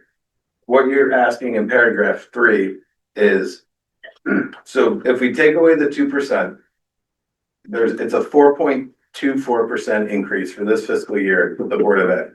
What you're saying is that next fiscal year, when they come back, if that 2%, they need to base that their increase is over the 4.24%, correct? Correct. Right. Yes. Okay. Want to make sure that's. So this motion will be on the vote for the public, this whole thing. I think I think it's great, you know, breaking it down for folks, but I think for the average person reading all that, I think that last paragraph needs to probably be highlighted, you know, Yes. on the fact that, you know, so people know that's what they're voting. The rest is. So no, that will not be on the referendum. That won't be on the record. No. Oh, This- Just that last. This is essentially for the meeting minutes. Yeah. It's essentially for next year's record. It's just to put in the record, Oh, on the record. Okay, so it's just the last. Is that correct? Correct. Okay, So That was the list. okay. good. Thank you for accommodating this very lengthy discussion. It's someone I can read this motion. Too long. I'd be happy to. Thank you, Jared. Okay, here's the motion. Acknowledge that the Town of Old Saybrook Board of Education for the fiscal year 2026-2027 total operational plan requires $32,772,867, a 6.24% increase over fiscal year 2025-2026. This is the amount that the Board of Ed should track their fiscal year 2026-2027 expenditures and the increase that they should report in future years. Acknowledge that the Board of Education has created a 2% reserve fund per Connecticut Public Act 25-93 with an amount of $616,954 from fiscal year 2025-2026 surplus. In addition, creation and use of this fund are outside the oversight of the Board of Finance. Furthermore, the Board of Education will track the spending of this 2% in its detailed expenditures for fiscal year 2026-2027. Acknowledge that the Board of Education's new appropriation request for fiscal year 2026-2027 is $32,155,913, a 4.24% increase over fiscal year 2025-2026. This will be the amount that the town finance department will use to report the Board of Education fiscal year 2026-2027 budget to the Connecticut Office of Policy and Management, OPM, auditors, and the public. This will also be the base from which the Board of Education fiscal year 2027-2028 budget change will be calculated. Fourth paragraph, to approve the annual budget for the Town of Old Saybrook Board of Education for the fiscal year July 1st, 2026 through June 30th, 2027, as recommended by the Board of Finance in the amount of $32,155,913, which represents a 4.24% increase over fiscal year 2026, and to move this budget to annual town budget meeting, which will adjourn to referendum. Thank you so much, Jeff. Thank you. Need a second, please? I'll second. Thank you, Mike. All in favor, please say aye. Aye. Any opposed? Abstain? Thank you all very much. Thank you all very much for accommodating me, and Pam and Chris, thank you very much for providing. Motion passed. And based on that, to the folks online and everybody in the room, I would encourage as much as possible that you see fit to support the hard work that went into both these budgets and what the Board of Finance did. As first selectman for 14 and a half years, I think going down the path of, and I hate to just call it a protest vote, I don't want to diminish the importance of how people feel, but I really would encourage an alternate path to working with the Board of Ed and the administration to fully understand and work together to get the results that people want. So I would encourage, based on what this board did, support for the budget. When the Board of Selectmen sets the budget next week, we'll do the call for the annual town budget. At that point, we don't say whether we support it or don't support it. So this is my opportunity to say that. And I strongly encourage it, so.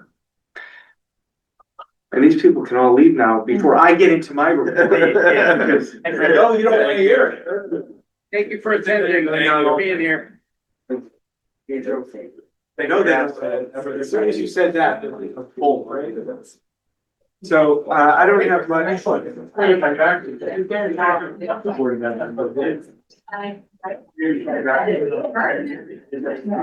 Great, right, and we're going to, thank you.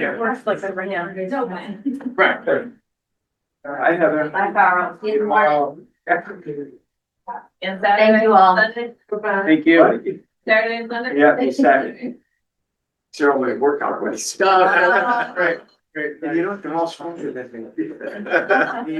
Those, I know, it's very, they're so strong. Those two. The two of them. It's incredible. You can have your door open so you can get some more air. Yeah. Thank you. Thank you.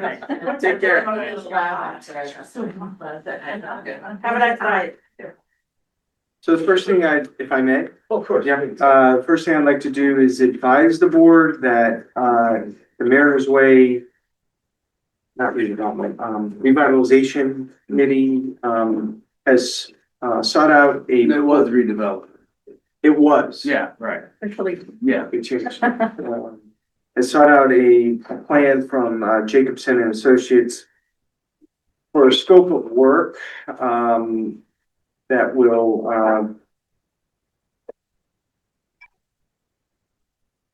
take a look at how they can revise and reinvigorate Mariner's Way, which goes from the Mystic Market intersection, basically Gladeview.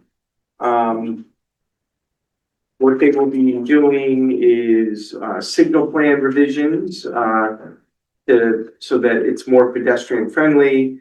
They'll have what we have on Main Street right now, rapidly repeating flashing beacons. So they'll look for several areas within that stretch of road to see where they could put RRFBs so that people might be able to cross from one side to the other. They'll do some traffic data, they'll get traffic counts. Then they'll do a conceptual corridor design with a landscape architectural services company.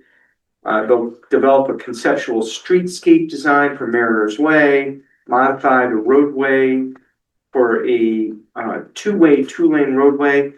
Right now, that road is very wide. Let me just tell you, the road is very wide. We had it surveyed probably about a year and a half ago. It's a huge state right of way. The idea is to try to make bike ped paths, at least on the south side, maybe a sidewalk also on the north side. Maybe put the road on a little bit of a road diet and shrink it a little bit, bearing in mind that large trucks traverse that area. So it can't be so narrow that an 18-wheeler is going to feel uncomfortable because you have Tilcon there, you have B&L construction in there. So the idea is to really, and then we have to engage with SHPO, the State Historic Preservation Office. They're involved in most projects that affect any state land. And then they'll do 2 meetings with the town. They'll obviously be working closely with the Mariners Way revitalization committee, and then they'll have some colored drawings. These will not be fully engineered plans, but they will be fully colored and just an idea of what we can do with this area. The entire plan is $122,000. I knew it was going to be very expensive, and quite frankly, it fits right into the cannabis fund. We have over 360,000 in there right now. We're netting about 20 grand a month. There's 2 funds from which we can take this. The tax increment fund, tax increment financing off budget fund, which has about 160,000, or the cannabis funds. Bruce and I talked a little bit today. We went back and forth on email, and we felt that the cannabis fund fits really perfectly into this. This is almost what it's designed for, to increase the walkability and appealability really of an area where a cannabis retail outlet is. The tax increment financing fund, we would probably use for other more specific projects within this that maybe don't fall specifically to the area, but maybe to a different parcel that is not related to the cannabis fund. Leanne will tell you that the revenues that we've been getting in from Fine Federal are incredibly steady. They don't change. Leanne, for the most part, I mean, 20,000, it's like 19.5 to 20,000 a month. Every month. Yep. Yeah. And this fund has grown, so there's no reason not to use it. So we are really coming here to advise the board that we plan on using this, not necessarily for an action item. And if there's any particular objection, but I think this is going to yield really great results for everybody to look at. Certainly the Board of Finance, Mariners Way Revitalization Committee, the Planning Commission, the Zoning Commission. I think it will really give people an idea as to what we want to do. Maybe less curb cuts there. There's a lot of curb cuts. So when you have a bike ped path, you don't want driveway after driveway after driveway. So they'll be looking at things like that. So just wanted to advise you, this is fresh off the press today, yesterday. And we'd like to give the go ahead to do that. I didn't sign it before I came here tonight, unless anybody had a particularly strong objection. Eric? Can I ask a question or two? I can't remember when this started years ago. Do those funds monthly come directly from them, or do they go to the state and then we get reimbursed from the They state? go to the state. Okay, so we're getting that monthly Wait, reimbursement. what do we? No, I thought it was direct, Do we right? invoice Fine Federal? Is that what we do? Yes, we get a letter from the Or from- Department of Revenue Service that says they owe you $20,000, and then we bill them, and then they send us the money. Okay, so the state's telling us what it should be each Yes. month, Yes. and then we invoice them directly. And then second, hopefully this is a different group than the group that did the study. That's It gonna is do a this. different group. It's Okay. not, this is more of an engineering study. Okay, perfect. And, yeah. Okay. It is. enough said. But they're gonna build off that, just so you know. They did reference that and say, we'd like to build off some of the concepts that were developed in 2018 or so. Good question. Yeah. So about that, since we talked about the Mariners Way, that property where all that equipment going for building a bridge, when the bridge is done, what happens? Well, it switched hands, so someone bought that property and they're now collecting the rent on from the Amtrak. But good question, the building's no longer there, so who's to say that property won't be available when the bridge project is Right. done? I see. They're leasing that property or renting it, correct? The what? Amtrak's renting it, the property, I- or I- has some, right? Yes, Okay. Amtrak or Or the O&G. contractor, O&G. Okay. I requested a boat ride. I wanna go see what's going on out there, so I'm gonna, and I'm sure they'd accommodate elected representatives if Oh, anybody really has. So when we Sounds like you dredged, need a captain. It's all gone. when we dredged North Cove, I went out to the dredging machine. It was Super Bowl Sunday, actually, whatever that was, about 10 years ago. And it's a really February, cold. That's Yeah. Well, that's when they. But you gotta do it. That's when they dredge in the winter, and it's pretty cool. So I'm gonna try to get out on one of the boats and get a firsthand look at what's going on up there. Referendum last Tuesday, the really good thing, and Jane and I and Scott talked about it at Board of Selectmen meetings, was it was a resounding yes. It wasn't 55-45, which actually is a good margin, 55-45. 60-40 would have been great, but 73-27 is significant. But it's not anything where we need to, say, we won, somebody else lost. That's not the case. I mean, we want to work with anybody who needs space. We'll try to find them space. And maybe even we subsidize a space for folks who are looking for it, like the yoga and some park and rec programs, if necessary. But I know the estuary is anxious or very willing to rent out some of their space. I'll tell you tomorrow, the environmental group Apex that we hired will be out there on site. That's a phase 1 environmental that they'll be doing. Today, I put in a request for a full title search. Got to get a title search to see if there's liens on a property. I know it's the obvious, but we'll have it. And then, assuming the deal ends up going through, right before recording, we'll do a rundown to make sure nothing has gone on the title between the time of the title search and the date of the closing.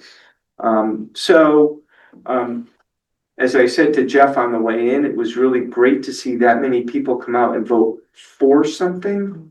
Yeah. It wasn't just a no vote, it was a yes vote. We want to do this. So that was really encouraging. I know at the election site, it wasn't ideal with the wait.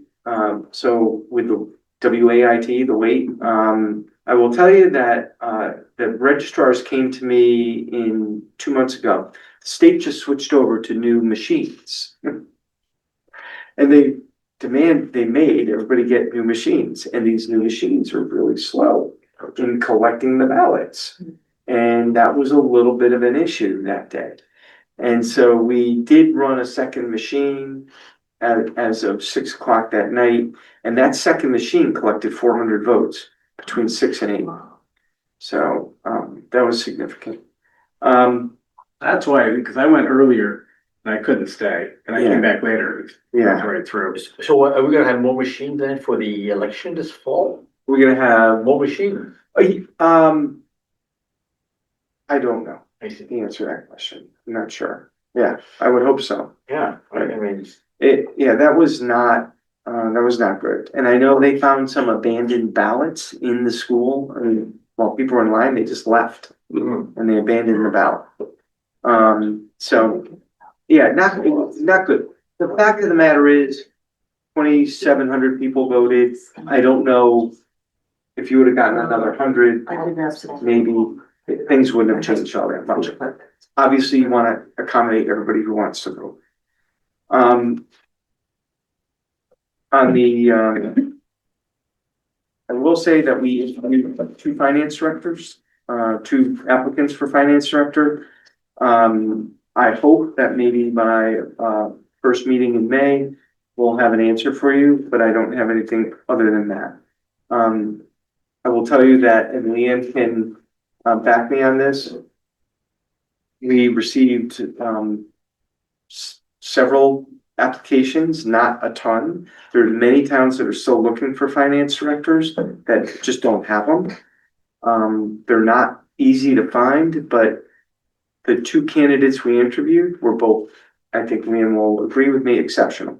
Both of them could probably step in on day one and do a very good job. We're not replacing Leanne. We're looking for someone who can do the job and grow into the position. But really high quality people, which believe me, I was very thrilled with.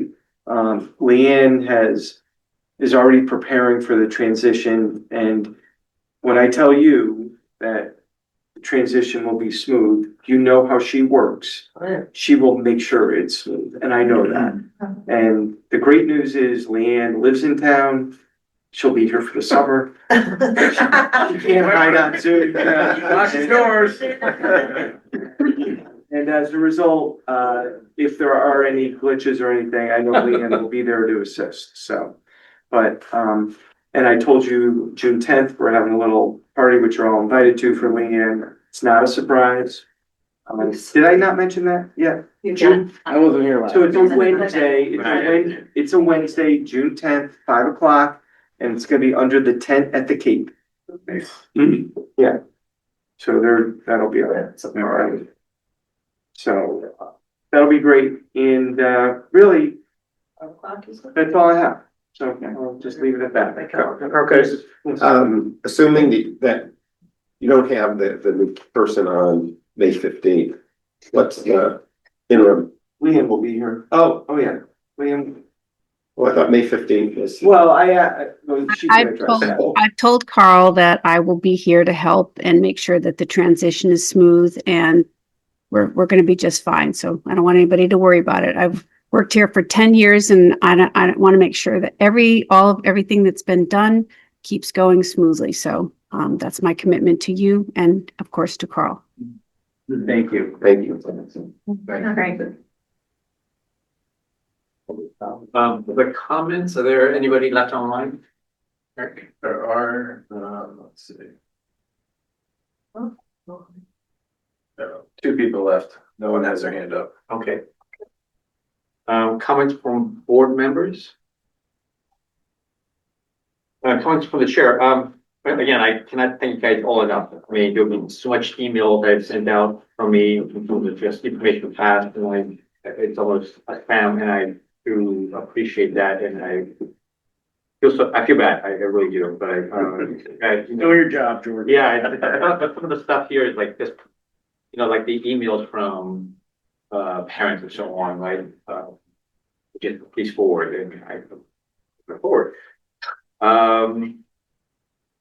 The next meeting, April 21st, I believe the Kate is coming. Are they still coming? That's true, April 21st. Are they still coming? Yes. Okay, Yes. so the next meeting, April 21st is coming. Now, I don't know which day Leanne will be the last meeting. TBD. Okay. Sometime in August or September. Well, the party is June 10th, so you should be here everyone till June 10th, at a minimum. But in terms of just It'll be in May. That's what we're looking at next. Coast Guard concert night too, just On what day? Wednesday the 10th, Gee. That began, when did they begin? 6 o'clock. Okay, all right, thank you. I mean, it'd be a lot of music for the party. No, What days? yeah, Yeah. okay. So it might move. I mean, we're just in terms of timing there, right? So there's an April 21st meeting, the Kate's coming. We have a May 5th meeting, a May 19th meeting, and so people have topics that they would like to discuss, let Leanne know, whether it's the main funds or interest income. I always thought the total were attached, but probably not. And then somewhere in between, there also is a town meeting and a referendum. So May 4th is the annual town budget meeting, and May 5th would be your first meeting of the month. So it'll be your call as to whether this board, which will probably attend the May 4th meeting, whether you want to be out 2 nights in a row or not. That's your call. And then May 12th is the referendum, Yeah, and then we will meet right after that. yes, Yeah. 8 o'clock. Yeah, Hopefully, we're setting a mill rate at that point. Yes, you do. Okay, and then we'll see what happens at the May meeting, whether we need it again. Well, probably so, yeah. If you're gonna cancel the May 9th, we should probably meet. Okay, anyway, that's sort of the agenda going up, execute a few meetings. George, one other date is, there was obviously discussion tonight when Board of Ed was here, and Mark and I are probably the only ones maybe that get all the school emails, but April 28th is the night that the superintendent and the Board of Ed are doing That's right. their town Public, meeting, special yeah, meeting yeah, for the meeting. public about Excellent. the literacy program and others. So just in case anyone's interested, it's April 28th. Yeah, okay. I don't recall what time. 7 o'clock. 7, Yes. okay. I think they were planning this to be a town hall like meeting, and so Correct. back and forth Q&A. And Yeah, that- correct. And it'll be in the middle school library? The good one right now, Good one, yes. Okay. So. thank you. Hmm. Thanks for that. I have no other comments. Again, I really want to iterate what Carl said. It's been a tough budget season. It's been a tremendous work from all of you guys. We should probably discuss again next year before the start, whether you want to have 3 nights in a row like we did this year, or go back to. The Saturday. Go back. Saturday with coffee. I'll bring the coffee. I'll bring the donut. Carl's wife, I mean, Jordan's wife makes a great apple cake. Yeah. Anyway, It's with that, just easier that Saturday morning, yes, with that, adjourn. especially if Any it's. third, Kate? On favor, please, aye. Aye. Second, thank you. Did anyone vote? Who made